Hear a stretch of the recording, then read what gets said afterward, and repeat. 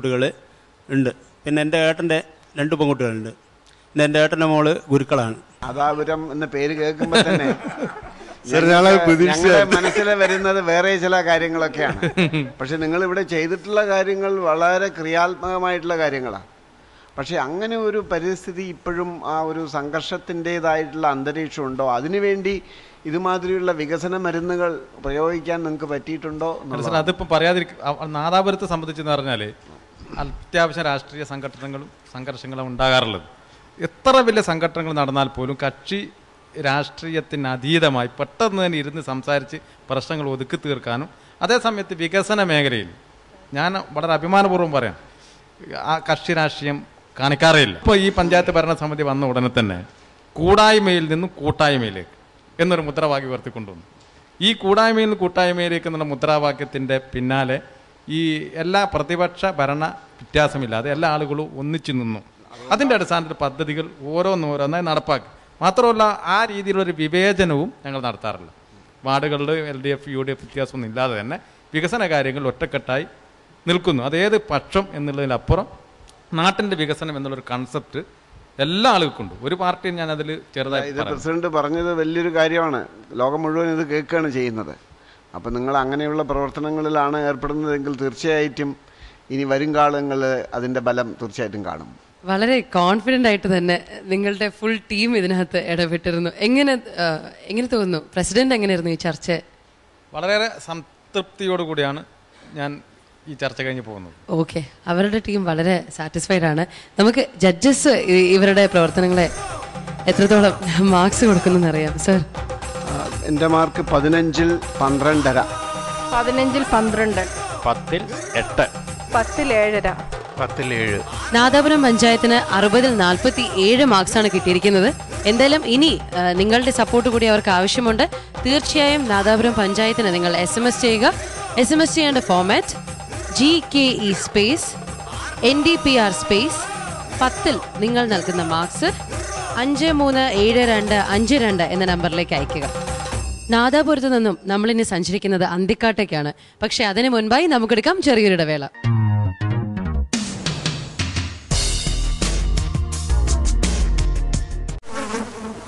വേണ്ട നമുക്കിനി രോഗങ്ങൾ വ്യാധികൾ, വേണ്ടേ നമുക്കി കൊതുകിന്റെ താണ്ഡവം. വീടും പരിസരവും വൃത്തിയാക്കൂ, കൊതുകിന്റെ താവളങ്ങൾ നശിപ്പിക്കൂ, മാരക രോഗങ്ങളോട് വിട പറയൂ, വീണ്ടും ഒരു ദുരന്തമൊഴിവാക്കൂ. നാടിനെ നമ്മുടെ വീടായി കരുതണം, വൃത്തിയായി ഭംഗിയായി സൂക്ഷിക്കണം. രോഗം പരത്താത്ത മണ്ണിന്റെ മാറിലെ ആരോഗ്യമോടെ ജനങ്ങൾ വാഴൂ. എന്റെ കേരളം മാലിന്യമുക്തം.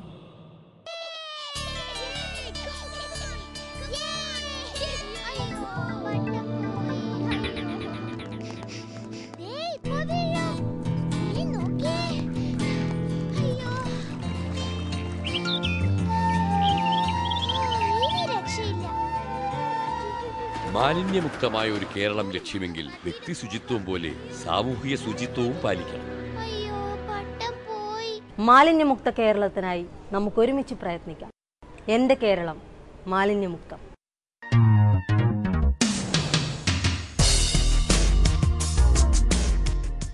മലയാളിയുടെ സങ്കല്പത്തിൽ മനോഹരമായ ചില ഗ്രാമചിത്രങ്ങളുണ്ട്. പാടവരമ്പത്ത് കൂടി നടന്നു പോകുന്ന കർഷകൻ, രാഷ്ട്രീയ ചർച്ചകൾ നടക്കുന്ന ബാർബർ ഷോപ്പും ചായക്കടയും, ഉറഞ്ഞു തുള്ളുന്ന വെളിച്ചപ്പാട്, ഇങ്ങനെ പലതും.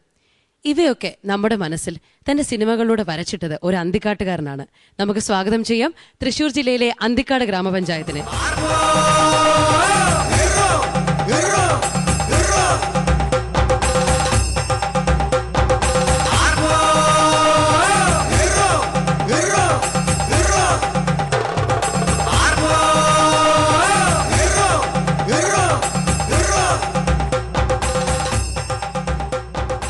അന്തിക്കാട് നിന്നും ഇവിടെ നമ്മോടൊപ്പം എത്തിയിരിക്കുന്ന ആരൊക്കെയാണെന്ന് അറിയണ്ടേ?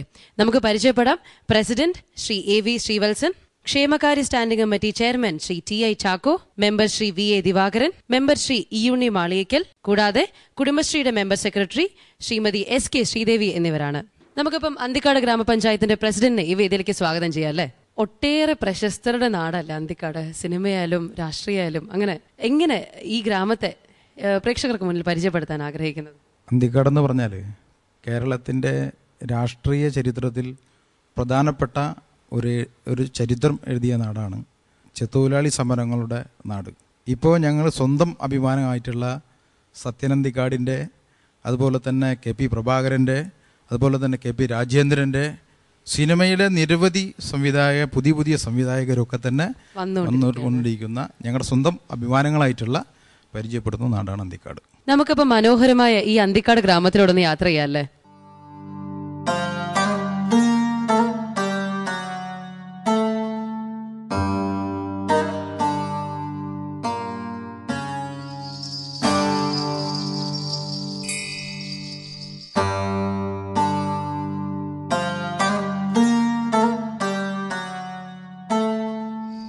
ഏകദേശം 1500 വർഷം പഴക്കമുള്ള ശ്രീ കാർത്യായനി ക്ഷേത്രവുമായി ബന്ധപ്പെട്ടാണ് അന്തിക്കാട് എന്ന പേര് വന്നത്. 1946 അന്തിക്കാടിൽ കർഫ്യൂ ആയിരുന്നു. ചെത്തുതൊഴിലാളി യൂണിയൻ തങ്ങളുടെ അവകാശങ്ങൾക്കായി തുടങ്ങിയ സമരം 108 ദിവസം നീണ്ടുനിന്നു. ഇതിനോടനുബന്ധിച്ച് 3 മാസക്കാലം കർഫ്യൂ പ്രഖ്യാപിച്ചു.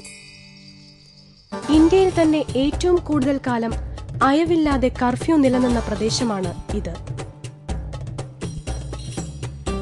സമുദ്രനിരപ്പിൽ നിന്ന് 2 മീറ്റർ കൂടുതൽ ആഴത്തിൽ വെള്ളം കെട്ടിക്കിടക്കുന്ന 20,000 ഏക്കർ വിസ്തൃതിയുള്ള മനക്കൊടിക്കായൽ കോൾനിലങ്ങളാണ്. ചെത്തുകള്ളിന് പ്രശസ്തമായ സ്ഥലം.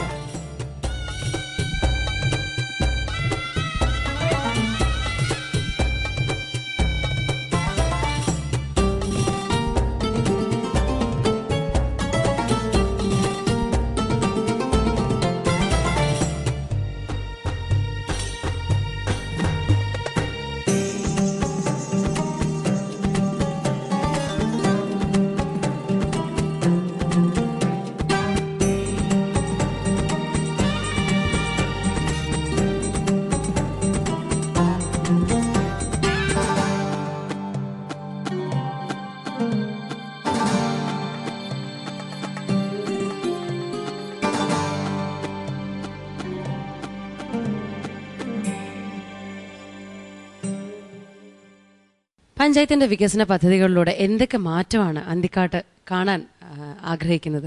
അന്തിക്കാട് എന്ന് പറഞ്ഞ ചെറിയ പഞ്ചായത്താണ്. അത് സാമ്പത്തികമായും ശാരീരികമായും ചെറിയ പഞ്ചായത്ത്.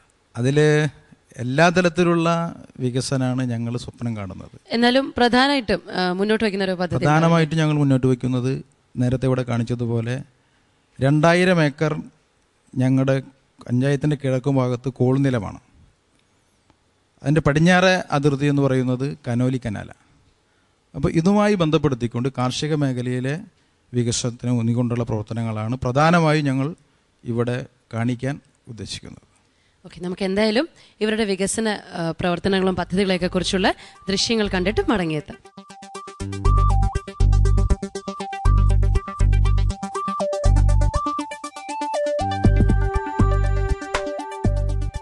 കൃഷിയാണ് അന്തിക്കാട് പഞ്ചായത്തിന്റെ നട്ടെല്ല്.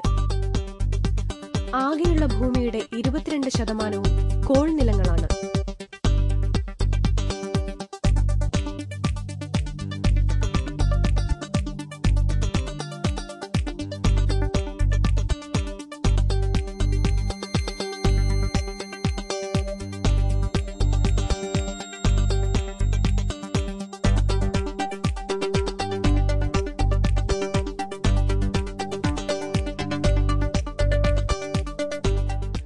വർഷങ്ങളായി തരിശുനിലമായി കിടന്നിരുന്ന സ്ഥലങ്ങൾ കൂടി കൃഷിയോഗ്യമാക്കുക എന്നതായിരുന്നു അന്തിക്കാട് പഞ്ചായത്തിന്റെ ലക്ഷ്യം. പല ഭാഗങ്ങളിലായി 53 ഏക്കർ നിലമായിരുന്നു അന്തിക്കാട് പഞ്ചായത്തിൽ തരിശുനിലമായി കിടന്നിരുന്നത്. ആകെയുള്ള തരിശുനിലങ്ങളുടെ പകുതിയോളം വരും ഈ കാണുന്ന വള്ളൂർ താഴം പാടശേഖരം.